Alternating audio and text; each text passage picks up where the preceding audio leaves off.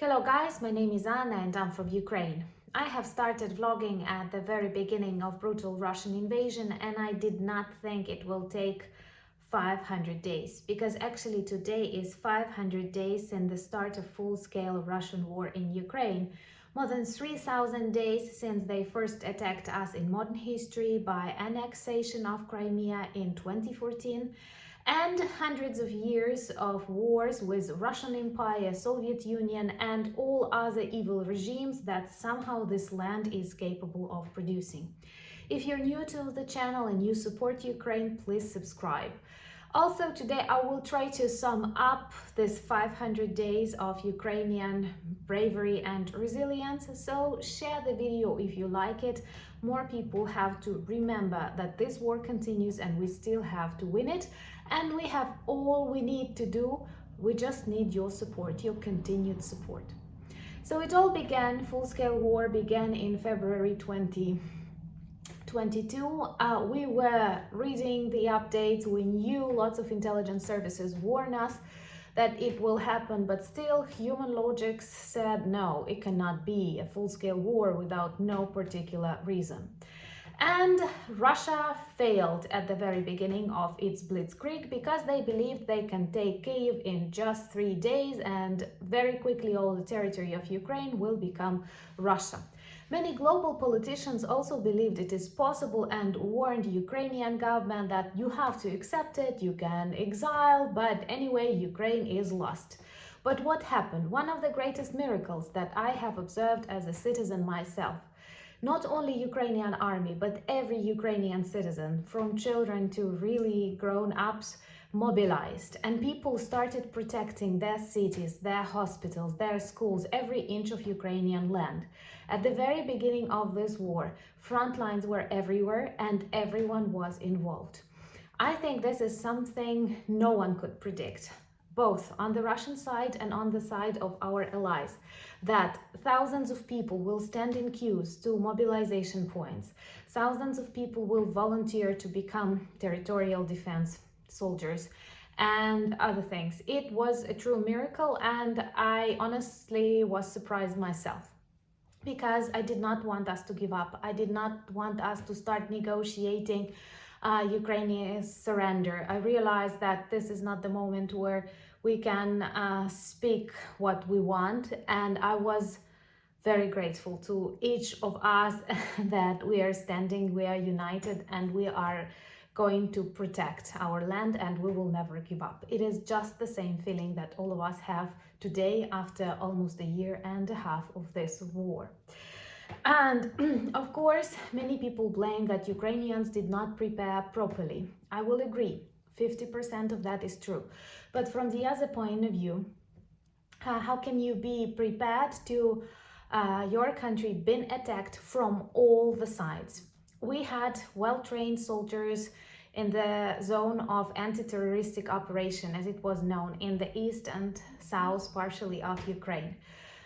Some people expected an attack can start from there, but Russia decided to bomb, shell and cross the border on all possible parts of Ukraine. And Ukraine, once again, I have to remind, is the largest country in Europe. And these are thousands of kilometers of border. Plus, we did not have enough weapons and we did not mobilize people because, once again, who will help you with weapons? Who wants to join the army when nothing is happening? Once again, your normalcy bias prevents you from doing everything you should. And I do have some subscribers who tell me, why didn't people evacuate?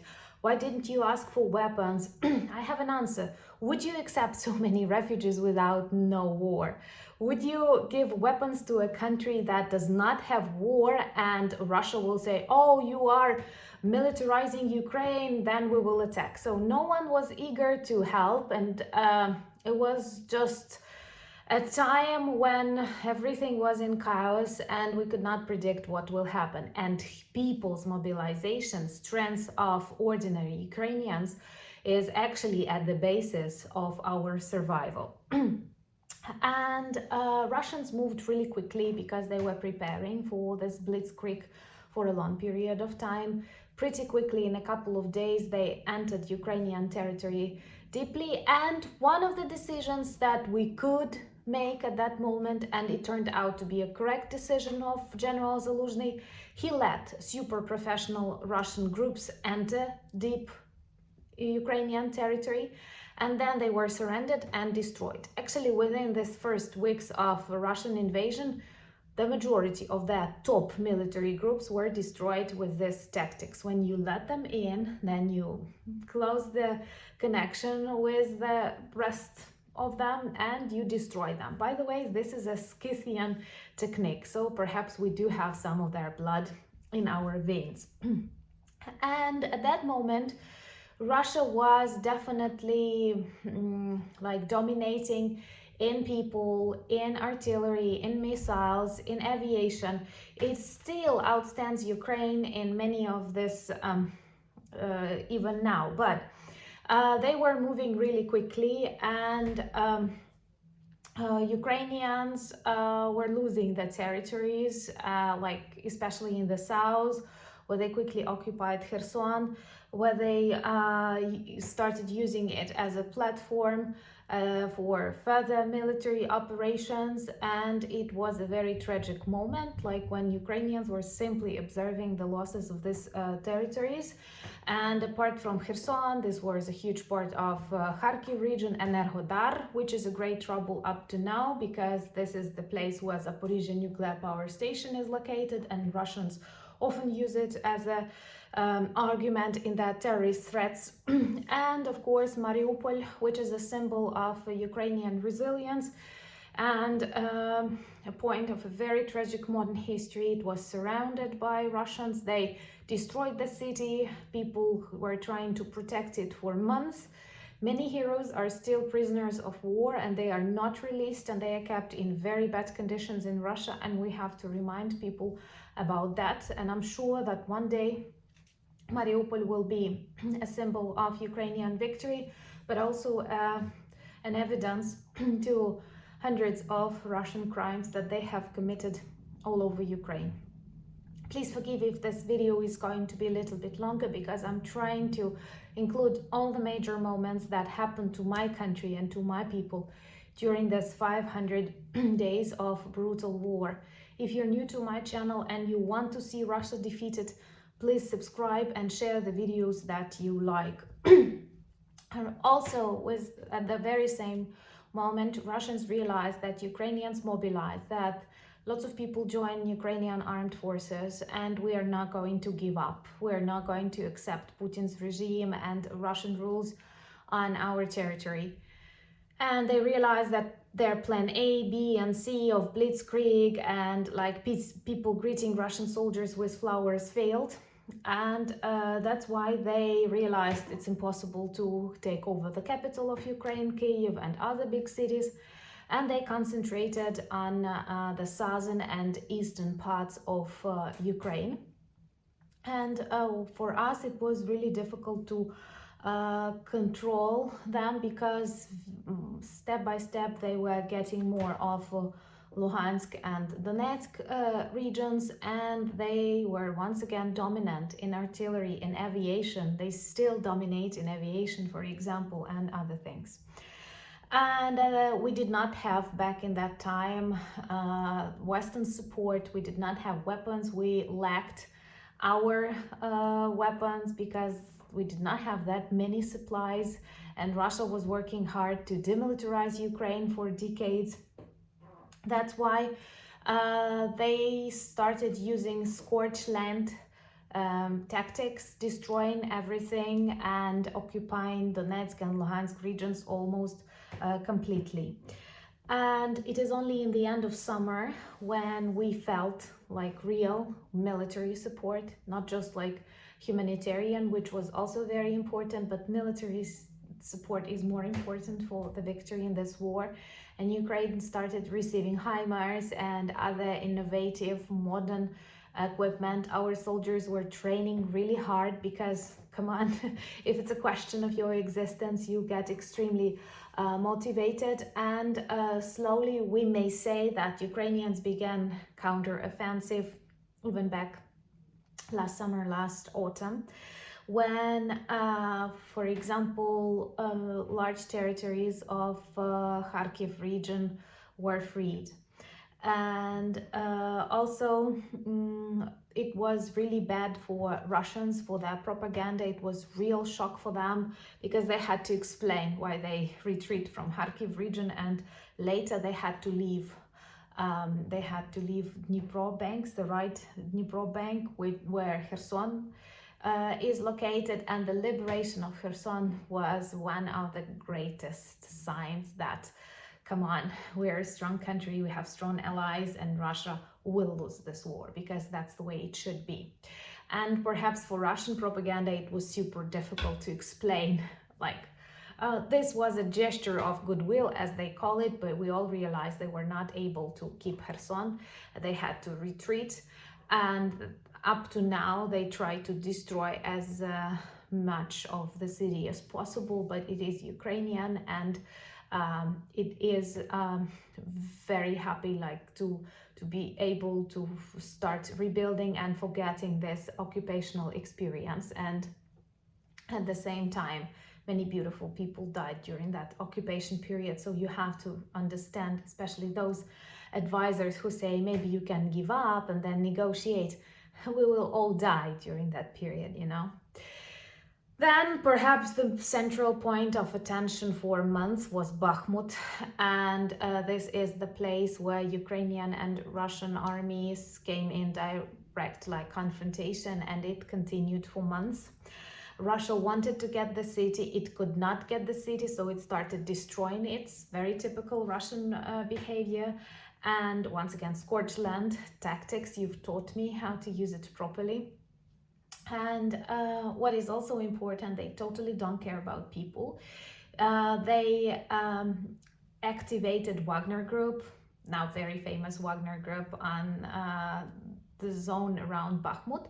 And only the Wagner Group, according to estimates, approximate estimates, lost 50,000 people in Bakmut. Was it worth it? No, but Russia needed some victories, and it did not get the city.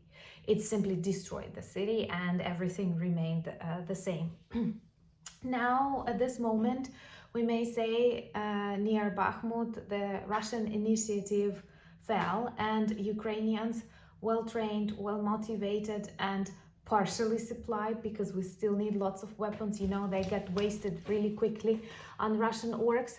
And now the initiative is Ukrainian, and it may be that all of those Russians concentrated close to Bakhmut will actually get into their own trap and will be surrounded and will be destroyed. Also, Ukrainian armed forces were pretty successful in the cities like Vuhledar, like Marinka, which are protected from Russians' orc. Now all attention is to Ukrainian counteroffensive that began somewhere in June. As with all military things, you cannot say it all started exactly at a certain moment. It continues.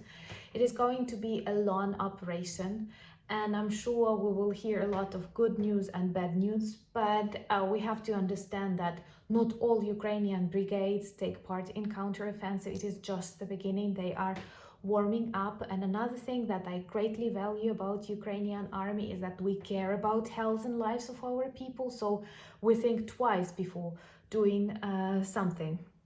And so far, more than dozens of settlements in Zaporizhia and Donetsk regions are liberated, and this is perhaps the most vivid sign of Ukrainian success in counteroffensive, and also the fact that Russians are now only in defense, not attacking Ukraine. Their first line of defense was destroyed, and actually they were using this time to build 3 lines of defense. So those of you who think, why are we so slow? You have to realize that using this time, seeing that Ukrainians are not giving up and getting only stronger and more resilient, they started building defense lines. And now there are 3 defense lines that can be like 40 kilometers deep. They are mined. All of these lands are mined, so Ukrainian troops have to move slowly to demine these territories. And even in such conditions, we were able to break their first line of defense. If we continue this way and we break 2 more lines, come on, Russians, you will see Ukrainian soil from within. So this is very important. And another very symbolic thing that is happening for me is problems that started happening inside Russia.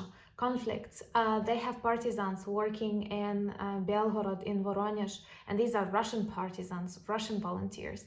They had a military coup. We don't know what it is exactly, because in Russia it's always chaos and something like absurd. They open criminal case, close criminal case, they march to Moscow, they stop marching to Moscow, Lukashenko is a puppet, Lukashenko is a negotiator, like total bullshit. I'm sorry, I can use this word today on the 500th day of war. So it's difficult to understand, but they definitely have problems. The ruble is falling, and many, many other things will be in the next months. I'm convinced in that.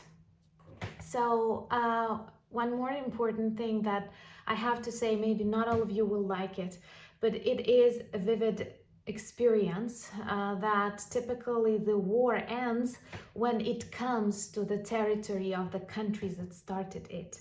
Only when Russia will realize and feel what war is, this will be a sign of the agony of the end approaching. And actually, I invite more of us to think what will be with Russia in the future. Let me know, would you like such, I don't know, videos and interviews possibly? And also, I have to finish this video. I'm sorry it was a little bit long, but if you like it, please share it so more people can review what was happening during this 500 days, and that Ukrainians are strong, they are not going to give up, and the victory will be ours, because this war is very vivid between evil and good, between freedom and suppression, between democracy and traditional Russian authoritarianism.